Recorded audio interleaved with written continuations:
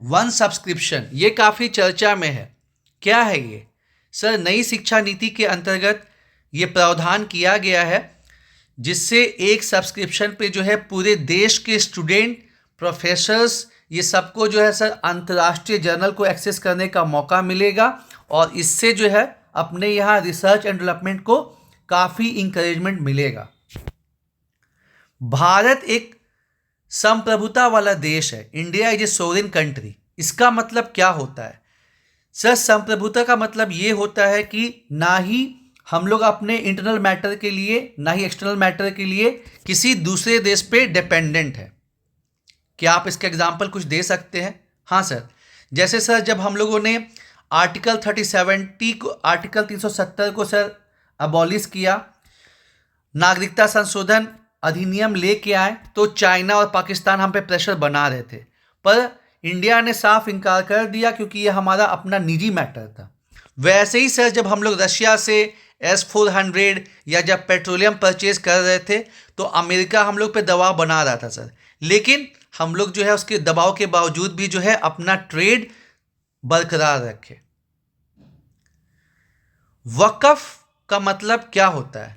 Sir, वक़्फ़ का मतलब इन Islamic law ये होता है कि जब कोई अपनी प्रॉपर्टी जो है धार्मिक चीज़ों के लिए देता है उसको सर हम वक़्फ़ कहते हैं। इसको लेके विवाद क्यों चल रहा है, इसमें संशोधन क्यों किया जा रहा है?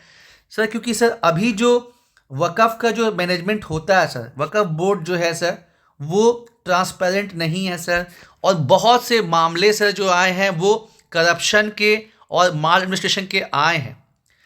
सेना और रेलवे के बाद सर वक़्फ़ बोर्ड के पास सबसे ज़्यादा सर वो सर भूमि है, और चूंकि उसका मिसमैनेजमेंट हो रहा है, बहुत लोग के साथ गलत भी हो रहा है, उसमें सर फीमेल्स को शामिल नहीं किया गया है, तो ये सब चीज़ों को ध्यान में रखते हुए नया वक़्फ़ बोर्ड के लिए सर बिल लाया गया है।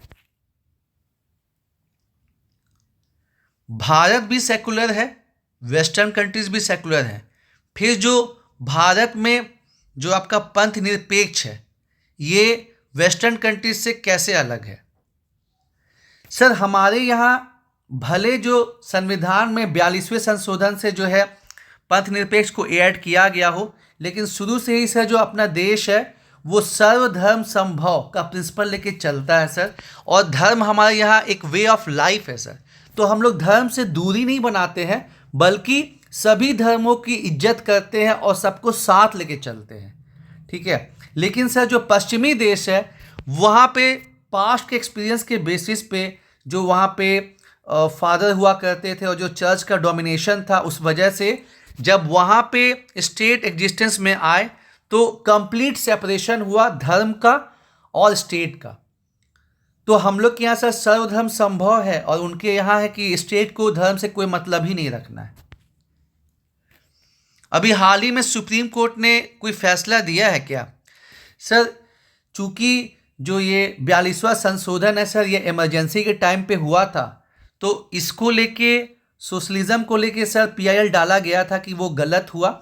उसी को सर सुप्रीम कोर्ट ने अभी खारिज किया है कि जो ये सेकुलरिज्म और सोशलिज्म है ये अपने भारत का मतलब बहुत ही मूल ढांचा है और ये बहुत वे ऑफ लाइफ है सर। तो इसको जो है इस बेसिस पे खारिज नहीं कर सकते कि इसको 42वें संशोधन जो है इमरजेंसी के टाइम पारित किया गया था। इवन दो ये बाद में जोड़ा गया, लेकिन हम लोग अपने संविधान में देखते हैं अलग अलग जगह, जैसे धर्म की स्वतंत्रता है, आर्टिकल 25 से 28 हो गया, या फिर जो है 14 है कि समानता, सभी को बराबर नज़रों से देखना है, धर्म के आधार पर भेदभाव नहीं, आर्टिकल 15, आर्टिकल 16। तो ये चीज़ अपने मतलब जो संविधान है उसमें निहित है। ये सब पहलू को देखते हुए सुप्रीम कोर्ट ने इसको खारिज कर दिया है सर। मौलिक अधिकार क्या होता है? सर, ऐसे अधिकार जो हमको हमारे संविधान से मिले हैं उनको सर मौलिक अधिकार कहा जाता है। और DPSP क्या होता है? सर, जो DPSP है ये गाइडलाइंस है जो राज्यों को जो पिछड़ा वल्नरेबल सेक्शन है उनके विकास के लिए जो करना रहता है। और जहाँ सर जो मौलिक अधिकार हैं ये पॉलिटिकल राइट इंश्योर करते हैं। जो आपका DPSP है सर ये आर्थिक और सामाजिक अधिकार दिलाता है। और दोनों में डिफरेंस बताइए क्या क्या है। सर जो मौलिक अधिकार है ये मीन फॉर नागरिक है, नागरिकों के अधिकार हैं, जबकि डीपीएसपी सर ये गाइडलाइंस है राज्यों के लिए। जो मौलिक अधिकार है ये जस्टिसाइबल इन नेचर है, मतलब अगर हमारा कोई मौलिक अधिकार छीनता है तो हम कोर्ट जा सकते हैं, जबकि डीपीएसपी सर नॉन जस्टिसाइबल है। और सर जो फंडामेंटल राइट है, इसको तो मैंने बताया है सर कि इसके लिए हम लोग ये सर पॉलिटिकल राइट और पॉलिटिकल जस्टिस इंश्योर करता है, लेकिन सर जो डीपीएसपी है ये सोशल इकोनॉमिक जस्टिस और सोशल इकोनॉमिक राइट्स सर इसको इंश्योर करता है। दोनों में बड़ा कौन है? सर मिनेर्वा मिल केस में सर दोनों को एक गाड़ी के दो पहियों की तरह बताया गया है। हालांकि सर उसमें भी हम लोग को देखने को ये मिलता है कि मौलिक अधिकार सबसे ऊपर है, एक्सेप्शन में है 14 और 19। उसके बाद सर डीपीएसपी का आर्टिकल 39B और आर्टिकल 39C आता है। फिर जो है उसके नीचे जो है मौलिक अधिकार 14 और 19 है, और तब सर लास्ट में डीपीएसपी आता है।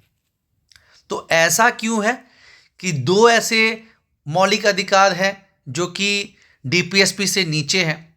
सर इसका सर हिस्टोरिकल मतलब रीजन है सर कि पास्ट में क्या हुआ कि अंग्रेज की नीतियों के चलते यहाँ पे सर बहुत ज़्यादा असमानता हो गई।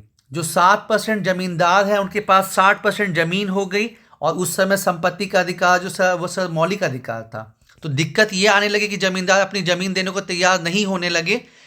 तो पहले तो सर नवीं अनुसूची बनाई गई, उसके बाद में डीपीएसपी में दो चीज़ ऐड किया गया सर 25वें संशोधन से, आर्टिकल 39B और आर्टिकल 39C, जिसमें ये प्रावधान रखा गया कि इवन दो ये मौलिक अधिकार 14 और 19 का हनन है, लेकिन इसको जो है खारिज नहीं कर सकते।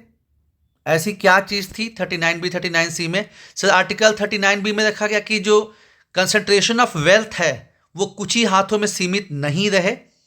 और आर्टिकल 39C है कि सर जो सार्वजनिक संसाधन है उनका ज़्यादा से ज़्यादा जो है डेवलपमेंट मतलब लोगों के कल्याण के लिए इस्तेमाल हो। इसमें क्या एक्शन लिए गए सर? जैसे बैंक का निजीकरण हो गया, जमींदारी सिस्टम को ख़त्म करना हो गया, संपत्ति का अधिकार ख़त्म करना हो गया। ये सब चीज़ें जो हैं सर ये आर्टिकल 39B और आर्टिकल 39C के अंतर्गत करी गई। ठीक है, आप जा सकते हैं। Thank you sir.